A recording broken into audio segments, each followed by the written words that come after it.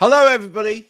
Welcome to another My Music. Look how many people we have on the screen today. It's brilliant. I always love it when we have this many people because I have to say less and they can say a little bit more. That's brilliant, isn't it? We have Delicia in the studio with us today. Yeah. Well, actually, it's Delicia because it's a strong A at the end. Dan's laughing because he told me how to say it. We'll be back to talk to them. Kallum, Dan, Hannah, and Alex, all about their music after this. Keep on, don't stop.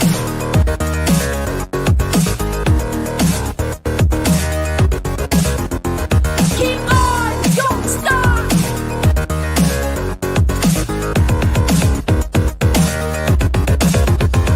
Keep on, don't stop.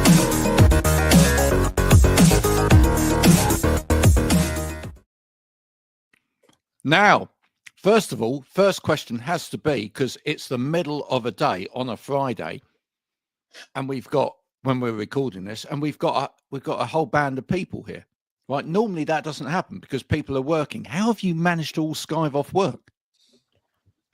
This was actually one of the only days we could do it because of our schedules. I was at work until 1, so I literally drove home and then jumped on this. See, dedication. This is my only day off, so I was like, yes. There you go. Yeah. There you go. And yeah, Callum's at uni, so he I works work with 2 days a week. Why? Yeah. You're at uni, so you don't work. Yeah, well, uni's just finished, so I've just taken some time just to chill out at home. Yeah. Dossing, that's called. Yeah, dossing about, doing nothing. Dossing about was, that's what we called it in my day. And Dan is what dare we ask you about what Dan, by the way, before we even start, right, has been struggling with his microphone since we started this. Okay, so if when we get Dan to talk, it's a little bit clipped. We just apologize for that up front. It's just the way that sometimes technology works. So Dan, how did you manage to get off work today? I believe it or not, I'm a lollipop man, so I've got to leave at 2:30 to get to my nephew's primary school. That's the coolest thing ever, mate. I know it doesn't get more rock and roll than that. It really doesn't. It really doesn't.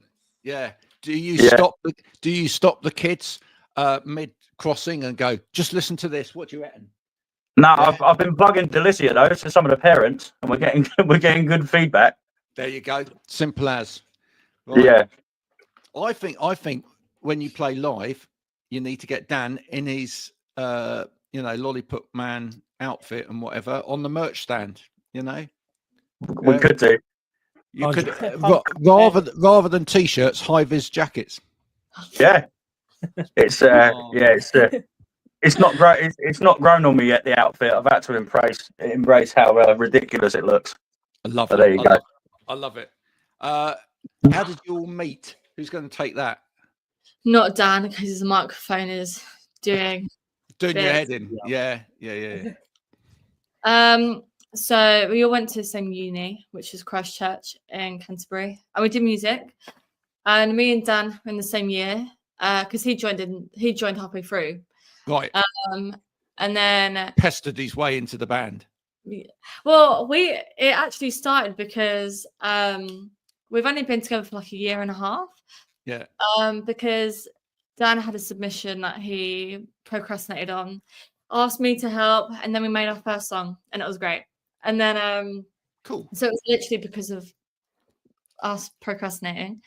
And then we've known Alex for ages because she was in the year above, and we just love Alex. Alex was great. So we were like, well, we wanted to expand the band. We wanted to like have a full thing. So we started making posts about it, and then Alex just won our hearts. I mean, look at her.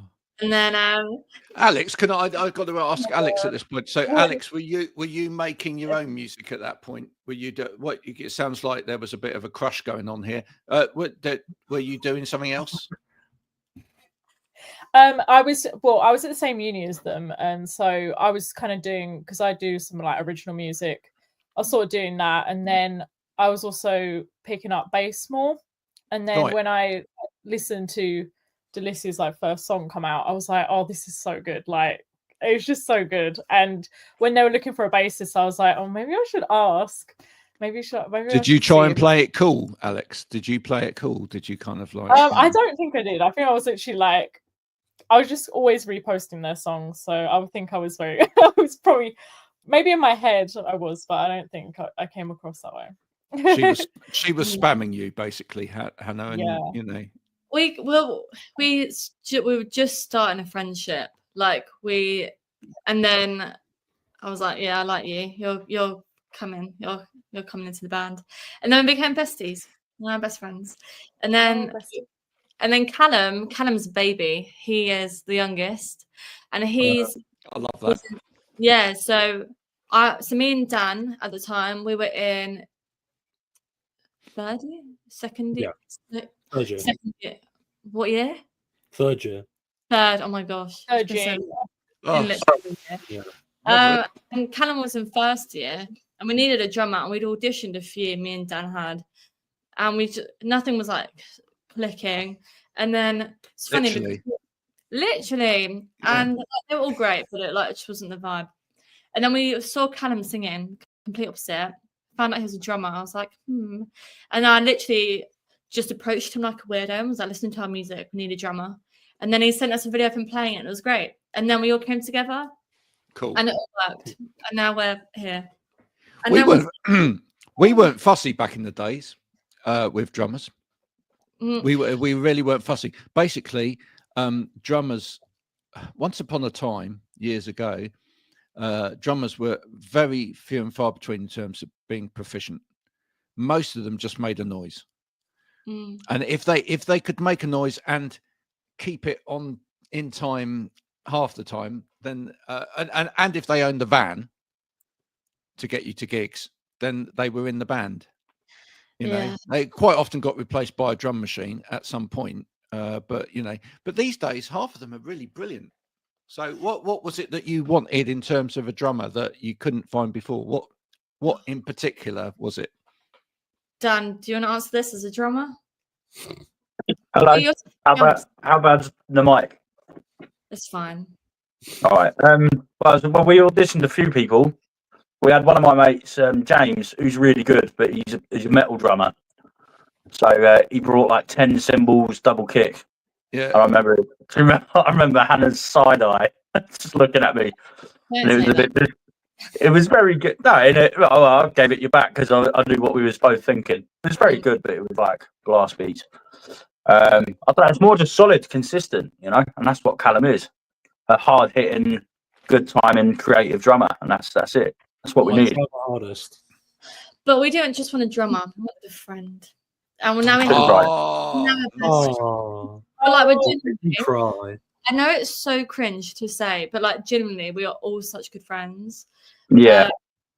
And I couldn't be in a band with people that I wouldn't be friends with because that's stupid.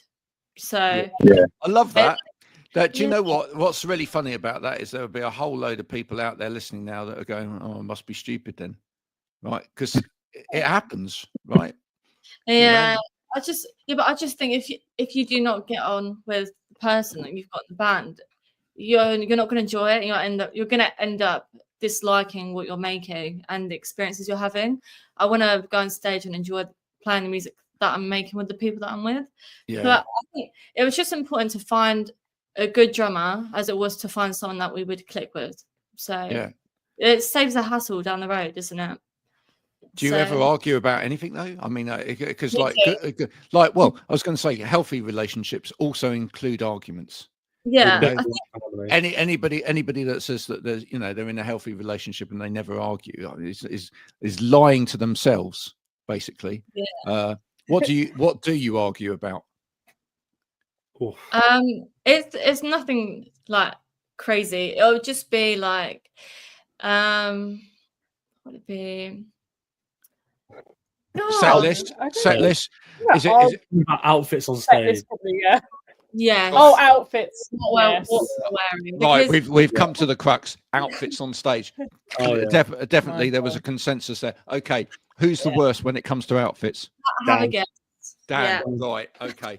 I had to go shopping and buy some big boy clothes. I actually had to go buy some stuff. Were you trying to dress like a teenager, Dan? Was he? Well, that's the thing. Well, I've been a drummer myself, and Give me a you just like 12-year-old. shorts and t-shirt is what I've lived in. And then I realised when you're switching guitar, you've got to look relatively smart. And I saw some photos and was, oh my god, I need to go and like get a new wardrobe. Yeah, But we're there now. You have like Harmony and that in theme, and then just you there. Yeah, I did. Well, yeah, but it was yes. I'm not going to be a style icon anytime soon. Maybe one day. It Yeah, could happen, couldn't it? You what? No, Sorry? before a gig, we all put what we're wearing so we can like try and because if you get photos back, it's like you want to like coordinate a little bit. So it's mainly Dan's help because we love him. I went shopping all on my own and got some decent bits. And you know, it looked great. It looked great. Yeah. I said, please for this. You've got to all play to your strengths when you're in a band. You know, I mean, that's really important. Who's the most critical in the band? I watched a clip of Paul McCartney talking about his relationship with John Lennon only this morning, and it was really interesting. He was saying that, you know, quite often he would actually praise John Lennon for some of the songs that he wrote, but he only ever got praise back once for one song, which was a song on Revolver from John Lennon. John Lennon tended to be quite critical of the rest of them when it came to music. Who's the most critical member here? It's got to be Hannah, I think. Hannah. That's why I didn't say. I agree.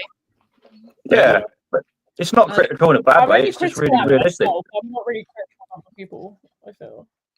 So yeah, Is it critical? Yeah. Maybe like yeah. Do you all kind of looked at Hannah to give that kind of, you know, kick up the arse, really? That it's like, oh yeah, actually this is only 80%. We need to turn the knob up to 11 on this. Yeah, cool. There you go. I would say so. Hannah, that's brilliant that you're like that. Yeah, I know you're looking through gritted teeth at the moment, and you're slightly worried about it, but don't be, because you know they all appreciate that. For sure. If you think about it, bands to some extent are a business, and you know every business needs somebody that's going to be ruthless with everybody else. You know, you are fired. You know, I do. Yeah, I knew it was me. That's why I didn't. That's why I was like, I'll just wait. It's not in a bad way or anything. I mean, like, it's made me a better guitar player tackling this kind of thing because it's taken me out of my comfort zone. Yeah, different. You're thinking about chord voicings. Even some of the chord structures might be simple, but it's not been easy for me to learn about variations, playing away from blues. So it's not critical in a bad way. It's helping me as a musician. Like every time we release something. Do you know what, Dan? You just mentioned it. One of the best bits of advice that any musicians can ever learn, right? It's about what you don't play, isn't it? Oh yeah, absolutely. Less is more. Oh my word! Let's face it. Every single one of you, when you first started playing, or started playing together in a band, or started writing stuff or whatever, played too much. Every single one of you, right? It's like fill in every space if you're on the drums. Bash away on the guitar or whatever. Learning just to go, do you know what? I'm not even playing on that bit. Yeah. You know, it's so hard for people, right? But once you learn to like give each other space and room and whatever, it all comes lovely, doesn't it? Yeah. Okay? That's what it's all about. Definitely. Who's going to tell the audience out there what you write about? It's got to be Hannah, I think, isn't it? Hannah and Alex. Alex, they write lyrics. Yeah, mainly Hannah, but yeah, we do love a lyric writing. Cool. Yeah. What motivates you? What are you motivated by? So they're all I mean, a lot of music is written about relationships, isn't it? Because the more personal... Is it? I've never noticed. Yeah, I think it is.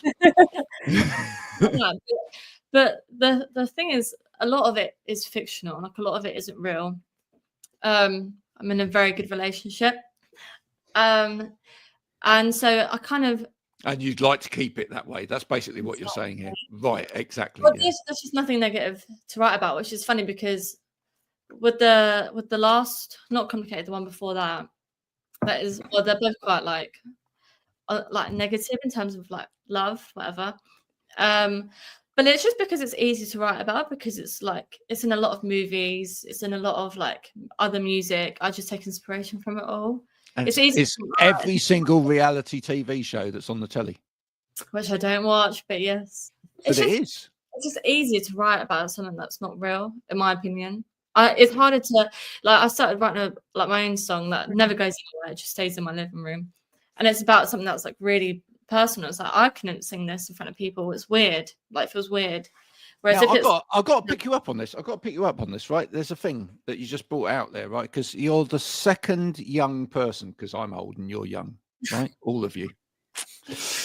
But you're the second young person that I've spoken to in fairly quick succession that says they never watch reality TV. What is it then? I mean, who is watching this stuff? Is it all my generation? Probably. I watched it growing up, but not since I was like 15. Right. Because it's fake. It doesn't interest me. Of course it's fake. That's why people watch it. No, it's annoying. My mum loves it. Oh, yeah, you see, it must be that. Must be all us oldies thinking that this is what all you lot are doing now, but you're not, and you don't even like it. That's fascinating, isn't it? That we've got this kind of thing going on in society. Do you think is that one of the things that you kind of bring into your music though, as a theme, even as an underlying theme, is the kind of fake nature of society now, kind of the fakeness of the online world, the fakeness of what we see out there? Does that infiltrate into what you write about at all? I think probably subconsciously, yeah. I try to keep it like visual and honest, even if it isn't actually like real, because I know that it's definitely an experience that a lot of people have had, or an experience that I've had in the past. It's just not current, like the things I write about. I think there's only one song that's unreleased at the moment that is like that I wrote at the time, but it's just never. But now when I sing it, it's like I've moved on from it. Do you know what I mean? It's different, which is like always a weird concept with songwriting. But yeah, I think a little bit to answer your question. There you go. Now listen, every young artist, every young band out there at the moment hates genres and genre definitions, especially when it comes to uploading your stuff to Spotify, because it wants you to put it in one place and you want to put it everywhere else. It's difficult, right? And you got to relate it to, oh, you sound a bit like this. I mean, you must have, when you've uploaded your stuff, some of the times when you see what it's related to, you think, what? Nothing like that. But if what we'll do now, because we've got 4 of you on here, and I've always loved it when we get everybody on here, because what we can do is play the one word game. So I'm going to give you one word each to define your genre. All right, as much as you possibly can define your genre. Okay, so we'll start with Dan. We'll go Dan, Alex, Kallum, and then Hannah. One word each to define the sound of Delicia. That would be great. Pop. Pop, nice, great start. I was going to say like indie, if that's like, yeah. Pop, I would say indie. Nice. Kallum? I was going to say like rock. Okay, these are big. These are big things. Hannah, you got to really mix it up here. Go for something a little bit sort of like, Mawali or something. I don't know. Just go for something. 2000s, like early. Okay, so we've got a specific era. What is it about the 2000s, by the way, early 2000s, that you most love about music from that period? Oh, well, it's kind of like the 90s to 2000s, like that gap. I think music was at its peak, in my opinion. I think in terms of lyrics, in terms of guitars, drums, everything, I think it was a lot it just interests me more. Like I'd be watching MTV on like all that stuff. I just enjoy how like the indie pop rock scene started there, kind of like grungier. And I don't know, I'm just rambling. I just preferred music then. I think I like music now, but it's just so all over the place. Depending on what you listen to. I just don't know. I just It think felt music, like a real indie scene at the time. yeah, I think like music was essence of it, more yeah. like bands, rock bands, for example. Like Yeah. you don't like rock bands doing big things now, unfortunately, because people just care about like the one pop star type of thing. Like Yeah. I wish I would have loved to have been around back then in like the 90s making music. That would have been sick. Oh, I was. There you go. Okay, There it you was go. great. Let's get the photo out, and I can show you. Right, I've Oh my never god. I've never brought this in. Right, here we go. There we go. There we are. 1990s. See, everything looks Oh, so wow. cool. Fashion, photography, everything. Like if you look at a video of a concert from the 90s, it's insane. Everything was just more creative. People cared more. Everything now is like AI generated. It's boring. You got people writing your songs for you. People only care what's trending online. Music back then, people just cared about it more. And that's just my opinion. No, you're definitely right. Yeah, definitely. Definitely right. I'm Do you talking know so- what? Do you know what it was? We all went to the pub together. Yeah, people would go out and watch live music. No, the musicians went to the pub together. We do. We do do that. It's serious. I mean, I'm serious about that. And even across genres, people went to the pub together. We used to go to a pub in Sunderland, and we used to drink with Martin, who was the drummer from the Pretenders, right? Oh wow. And just this was the thing. It's like it was just much more sort of like hanging around with musicians, and that was part of it. Well, that's Yeah. happening a lot down our way now, actually, because where I'm from, Margate, Broadstairs. Well, I'm from Margate, but the surrounding places, Ramsgate, Broadstairs, it's nice. You can go and see a top quality cover band most weekends, but it's quite hard to find some original stuff. But it's a place called the Ship. Like we've noticed, like Fine Line. A lot of people from that way. That pub has turned into a bit of a hub for original music. That's where all of them hang out. I've been to a couple of battle of bands there. I was like, cool. I don't know what I've been missing because a lot of it's happening there. So it's about kind of where you got to go and locate, sniff this stuff out. But once you I feel found like it, we've built a community with it as well, like with different bands and artists. Like it definitely feels like a community, and it's nice. yeah. It's Yeah, that is- definitely. honestly, that is part of what kind of built that really as well, because there was a nicely competitive edge to it.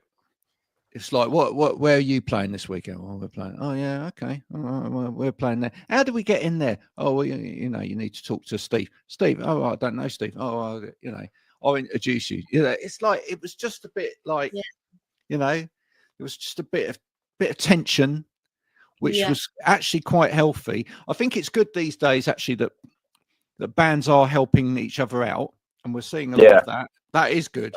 100%. But at the same time, you also do need a bit of the old kind of argy-bargy as well. You need a bit of like, well, my band's better than your band. Yeah. That's I think a lot of it around here, everyone's clearly got their own sound. Like with a lot of it, you can't really compare it because we've got like blues bands, Fine Line, completely funk, the stuff we're doing. It's all. That's why it kind of works. It's quite interesting when you get a few of us on the same bill or something like Polo Lounge. I don't even know what you'd call them, disco indie or something. It's like So that's what. It's variation. Well, that's now that is a beautiful thing about audiences today, which wasn't there back then. Was back then, if you got put on with bands that weren't like you, it was murder, literally. Right, and we were there. Trust me, it was absolute murder. If we headlined some gigs. We were signed to a punk label. Stupidly, we were not punk. We were kind of, I don't know, melodic indie. And the thing is, we should have been there with bands like the Charlatans and James and other bands like that. Yeah. And occasionally we did play with people like that, and that was great. But if we were headlining a show and like the first bands on were playing sort of like the Ramones and then the Sex Pistols and whatever, right? And everybody was meh, and then we come on and we three of us are doing a 3-part harmony, like with a bit of a jangly guitar. It was like, my word, it didn't go down particularly well. But these days, because people actually are much broader in their listening, right? And there is far less of this kind of like us and them culture in terms of, I listen to this is why I dress like this sort of thing, right? It's actually really good because it means that I am going to gigs now and I'm seeing like 2 or 3 bands on the bill and they're all completely different. And that's brilliant. That's brilliant. As someone that loves listening to music, I think that's a massive advancement. Just hope there's going to be the venues there to support bands coming up with it because they're all disappearing. There's a few venues still. There's a few really good venues still like, kicking about. Yeah. There are, but there is I posted earlier in the week on my Instagram the young lady talking in Parliament about it and trying to do something about it. Listen, politicians, if you're listening, keep those grassroots venues open. Idiots! If you get rid of them, you won't have money from any of the music scene because there won't be anyone coming through. Simple as that, really. There you go. Get off my high horse. We talk about it a lot, to be honest, with that. What can we expect from Delicia coming up? Kallum, more music. It's coming. Eventually, it's coming. Yeah, we're always gigging. We're about everywhere. Where's the next gig? Where's the next gig? Anyone know the next gig? I have to get my phone up for that. Hang on. we've got one in Canterbury on the 10th, and then we have one in July at the Booking Hall in Dover on the 13th. Yeah. We've also just booked one for like October time. It was November, October. It's Yeah. quite early in the- November. Yeah. Cool. She's an you need to get out there. Let's have you out into the world, right? Go a little bit further. The next thing for any band is just go a little bit further. I know it's petrol money. I know it's difficult, etc. But just take the risk and go that little bit further. We've Right? spoken Yeah. We're planning things. Yeah. We're looking at. I think. Yeah, I've emailed a lot of places up in Manchester actually, because I think we would go down very well there. Yeah. But, I emailed. Yeah, it's a good place. I studied up there when I was like 18. I was recently up there, and to me, that's another place that's different. Actually, it wasn't, the vibe was different when I was there. I was a little bit shocked, and it's the same thing. A lot of the venues with the new flats being built, the spirit was different. There was usually a jam session every night, and I was a bit shocked. But then went round to some of the old bars and stuff. They're still open, and I thought we would smash it here. It's quite a younger crowd, and and it's fun to just go further afield, isn't it? That would just be a complete laugh. That'd be well good. And I'm going to tell you a little secret, right? There is somewhere in the country called the Southwest, and actually it's brilliant, right? Yeah. And most bands don't come here, right? Not until they're a little bit bigger, right? Big mistake. Massive music fans in the Southwest, right? Great venues, totally worth playing, and bands don't come here because everyone thinks London, Manchester, Leeds, right? That's fine, but everybody else is doing it. Think about it, Southwest. Yeah. Have you got any venues in mind? Yes, absolutely. I could give you a list of venues as long as my arm in places like Bristol and Exeter. Yeah, there's so many places to play in the Southwest. And I'll tell you this as well. It's bloody nicer down here, right? When you what you're not going to get up there is decent. And I'm sorry for any Northerners list. You're not going to get decent fish and chips. No, you'll get the best fish and chips down here, and you can walk by the sea, and it's nice, and you'll get clean air, which you won't get. Yeah, exactly. National Fish and That's Chips Day, by the way. See, so I'm just trying to sell the Southwest to bands because I think it's a great idea. We've even got in Bristol, we've got one called Feckler, right? It's a boat. No. It's brilliant, right? You look it up. Look at the bands that have played there, right? Yeah. You get yourself a support slot there. Brilliant. Yeah. You'll be, rocking on the sea. It'd be great. Oh, yeah, there's loads of venues. I'm having a look now. There you see, loads of venues. Brilliant. Yeah. Right. We definitely want to do like some sort of mini tour thing.